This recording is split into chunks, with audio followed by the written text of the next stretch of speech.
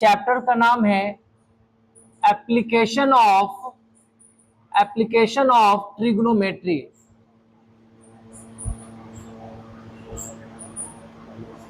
Application of trigonometry chapter 10 का, class 10 का एक इंपॉर्टेंट चैप्टर है जिसको हम हाइट एंड डिस्टेंस के नाम से भी जानते हैं। हाइट एंड डिस्टेंस, अगर ये बोलते हैं तो उतना क्लियर नहीं होता है, लेकिन ये एप्लीकेशन ऑफ ट्रिग्नोमेट्री बोलते हैं मतलब कि वह चैप्टर जिसमें हम ट्रिग्नोमेट्री को अप्लाई करके उस क्वेश्चंस को सॉल्व करते हैं। ठीक है, तो इसी चैप्टर्स के बारे में आज हम पढ़ेंगे। ये ऐसा चैप्टर है जो केस बेस्ड स्टडी में इस चैप्टर से क्वेश्चंस आते हैं। इस चैप्टर में मेनली हमें समझना होता है, स्टेटमेंट टाइप दिया होता है, उस क्वेश्चंस को समझ करके और फिर हमें सॉल्व करना होता है क्या? इसमें 2-3 पॉइंट समझना बहुत जरूरी है। और इस एप्लीकेशन ऑफ ट्रिग्नोमेट्री का यूज पहले जमाने में भी होते थे। ठीक है, एस्ट्रोनॉमर्स करते थे स्टार्स और अर्थ के बीच का डिस्टेंस फाइंड करने के लिए। इसके अलावा पहाड़ वगैरह का हाइट फाइंड करने के लिए ज्योग्राफी में भी यूज होता था। और अभी हम लोग इस चैप्टर्स में बहुत सारे चीज के बारे में पढ़ेंगे, उसमें कुछ पॉइंट्स है उसको जानना जरूरी है। इसमें है क्या, मान लेते हैं कि अगर एक क्वेश्चन दे दिया जाए कि एक पेड़ है, क्या है ये? पेड़ है, ये पेड़ है, ओके। और यहां पर कोई ऑब्जेक्ट है, कोई पर्सन यहां पर खड़ा है, ऐसे कुछ मीटर की दूरी पर, 20 मीटर की दूरी पर, ओके। और ये पर्सन इस पेड़ के कुछ हाइट पर, इसके टॉप पॉइंट पर देख रहा है और इसके बीच का एंगल है, इस सरफेस और उस पर्सन के आंख के बीच का एंगल है 30 डिग्री। अगर ऐसा क्वेश्चन दे दे और बोले कि चलो ट्रीज का, पेड़ का हाइट फाइंड करके बताओ, कैसे फाइंड होगा? तो ऐसे ही क्वेश्चंस को सॉल्व करने के लिए हम एप्लीकेशन ऑफ ट्रिग्नोमेट्री का यूज करते हैं। कैसे? तो इसको बताने से पहले कुछ पॉइंट्स हैं, इस क्वेश्चन को सॉल्व करने से पहले कुछ पॉइंट्स हैं, उस पॉइंट्स को समझेंगे। पहला है एंगल ऑफ एलिवेशन, ओके। दूसरा है angle of depression.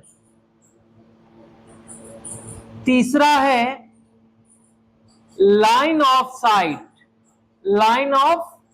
Site. Fourth है हॉरिजेंटल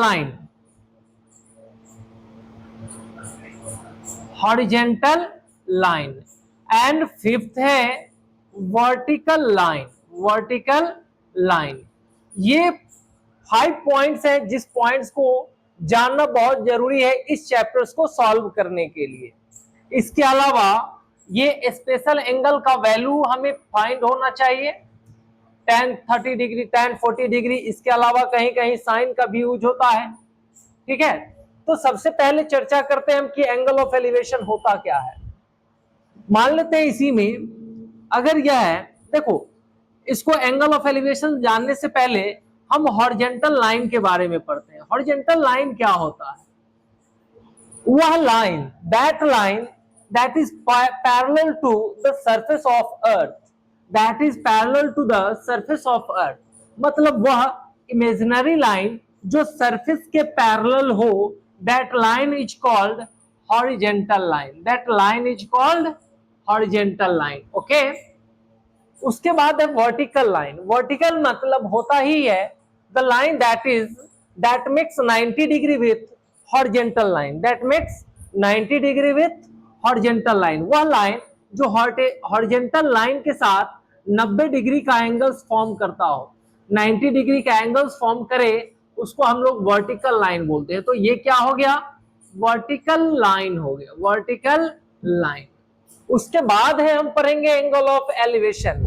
एंगल ऑफ एलिवेशन होता क्या है?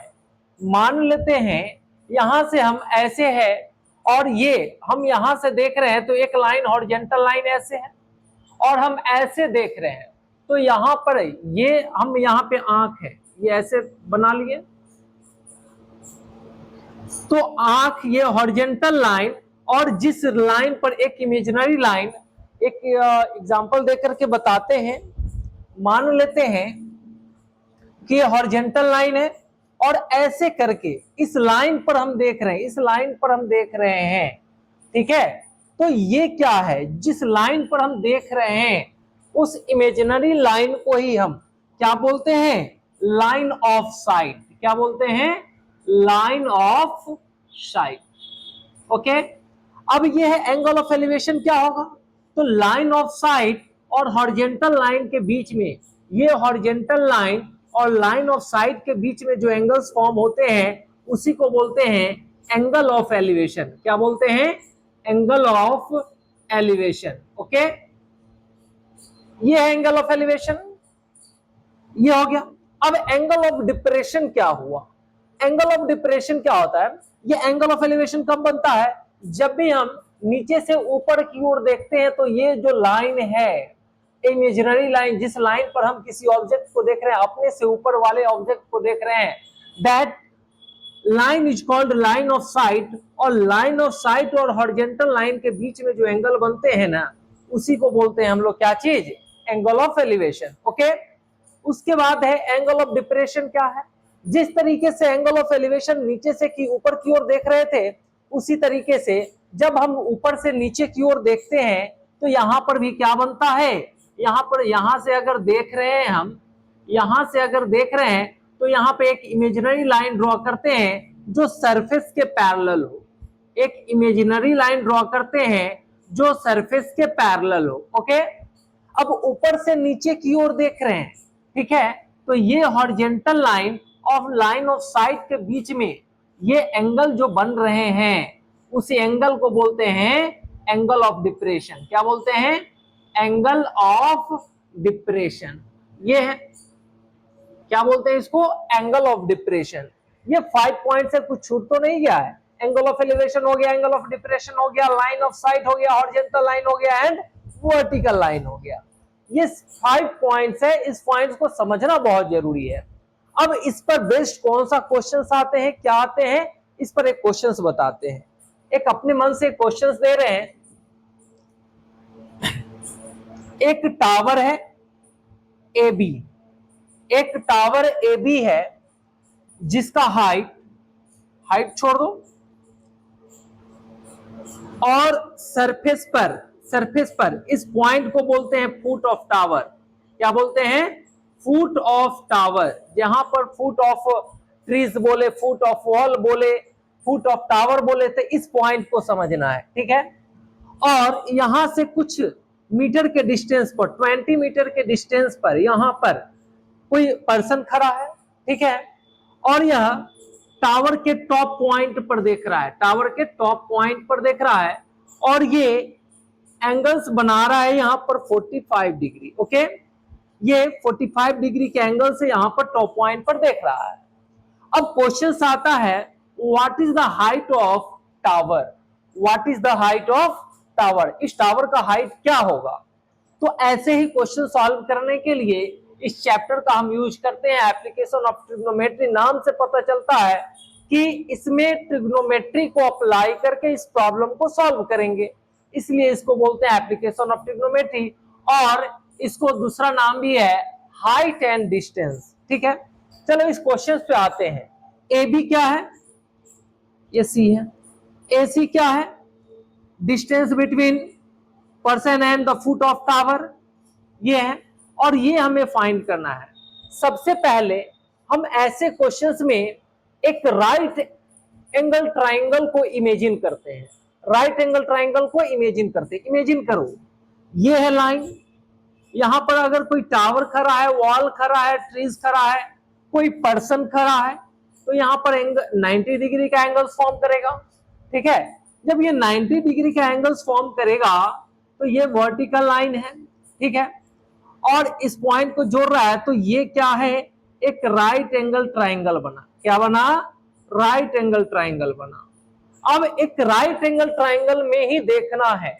देखो यह 45 डिग्री है, एक साइड 20 मीटर दिया हुआ है और ये फाइंड करना है। तो इस एंगल के रेस्पेक्ट में ये क्या होगा, परपेंडिकुलर होगा, और इसी एंगल के रेस्पेक्ट में ये क्या होगा, बेस होगा। क्या होगा, बेस होगा। अब याद करो ट्रिग्नोमेट्रिक रेशियोज को, एक ऐसा ट्रिग्नोमेट्रिक रेशियोज जो जिसमें परपेंडिकुलर और बेस हो, जिसमें परपेंडिकुलर और बेस हो, तो वैसा वैसा मेरे पास दो है। क्या है,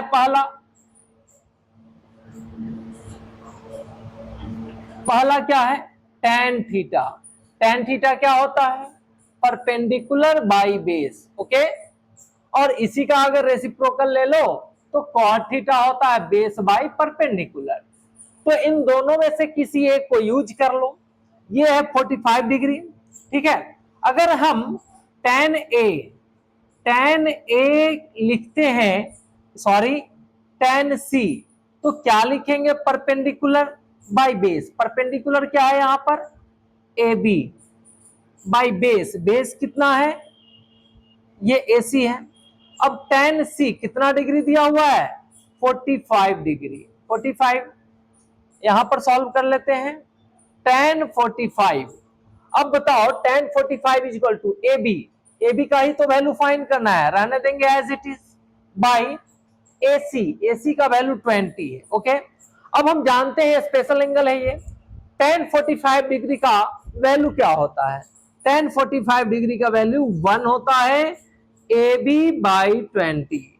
देन AB का वैल्यू क्या होगा, 20 मीटर होगा। मीन्स ये टावर का हाइट कितना होगा, 20 मीटर होगा। कितना होगा, 20 मीटर होगा। तो ऐसे क्वेश्चंस को, ये तो बहुत ही सिंपल क्वेश्चंस है, इसमें अलग अलग टाइप्स के क्वेश्चंस आते हैं। तो ऐसे क्वेश्चंस को सॉल्व करने के लिए हमें इस चैप्टर का मतलब ट्रिगो का अप्लाई करना होता है और क्वेश्चंस को सॉल्व करना होता है। एक और क्वेश्चंस है, एनसीईआरटी से क्वेश्चंस दे रहे हैं, ये क्वेश्चंस आप करके बताएंगे।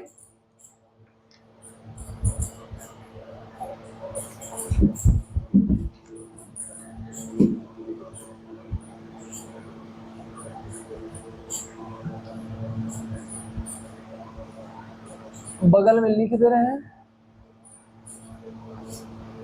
अ टावर स्टैंड्स वर्टिकली, ये स्टेटमेंट है, लिखेंगे नहीं, समझा करके यहाँ पे फिगर ड्रॉ करेंगे। एक टावर है, stands vertically on the ground, एक टावर है जो वर्टिकली ग्राउंड पर, ग्राउंड मतलब हॉरिजॉन्टल लाइन, ये टावर है वर्टिकली यहाँ पे स्टैंड कर रहा है, from a point on the ground which is 15 metre away from the foot of tower. यहां से 15 मीटर दूरी पर कोई पॉइंट है, ठीक है।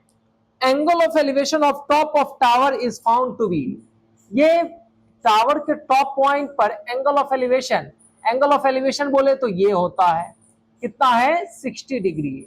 तो बताओ कि टावर का हाइट क्या है, इस टावर का हाइट ए भी पूछ रहा है क्या होगा, ठीक है। और ये दिया हुआ है, सेम टाइप का क्वेश्चंस है।